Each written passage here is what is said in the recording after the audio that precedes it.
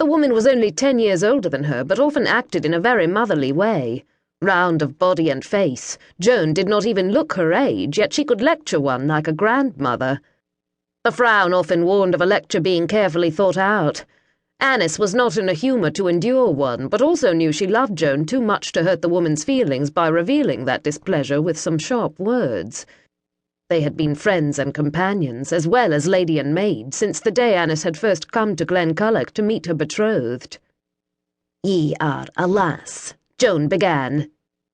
"I have come to realise that. I was slow to see it, but the breasts refused to be ignored." Annys was not surprised to receive a scowl from Joan that clearly said her maid was not amused.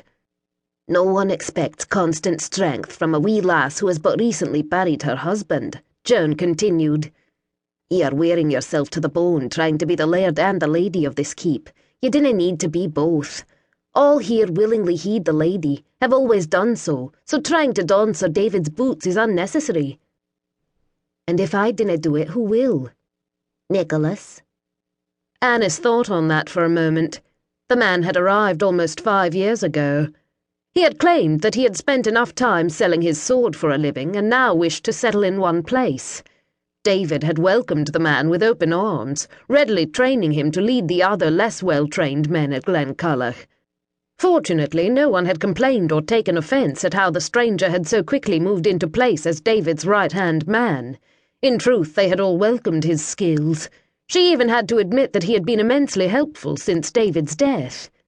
"Mayhaps he can," she conceded. "He certainly has been most helpful thus far.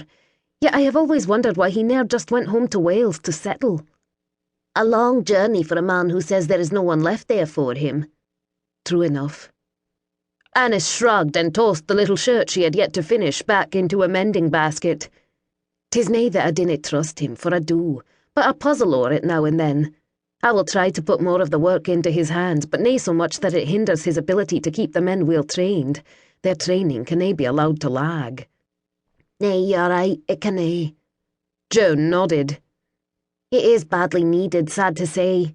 E'en well trained as they are now, 'tis a constant battle to keep that bastard from trying to destroy us.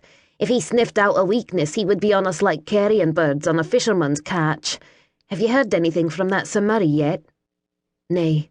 I begin to fear that I have accomplished naught but to send poor young Ian to his death." "Och nay, my lady, dinna allow that fear to prey on your mind. Ian kenned the risks, and he is a clever lad, one who kens weel how to slip about quietly and hide weel when needed.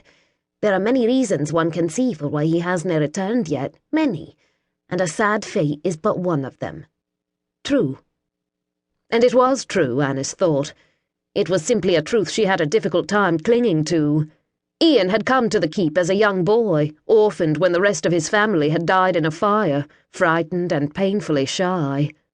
It had taken a while, but by the time she had come to live permanently at Glenculloch as its lady, he had blossomed, still sweet, still quick to blush, but settled and happy.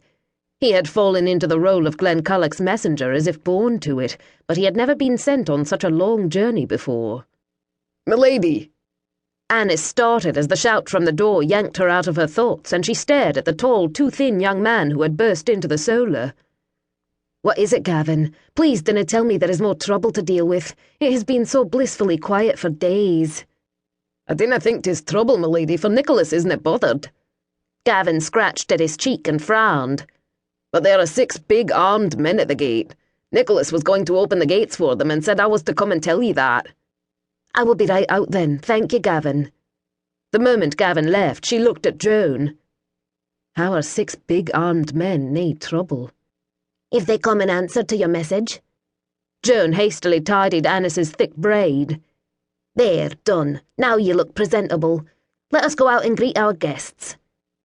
"Guests dinna come armed," Annys said as she started out of the room, Joan right at her side. "They do if they come in reply to a lady's note saying, 'Help me, help me.'" "I didna say help me, help me." "Near enough. No gain in talking on it until we actually see who is here." "Fine, but I did nae say help me, help me." Annys ignored Joan's soft grunt, even though she knew it meant the woman was not going to change her mind. She stepped out through the heavy oak doors and started down the stone steps to the bailey, only to stop short before she reached the bottom.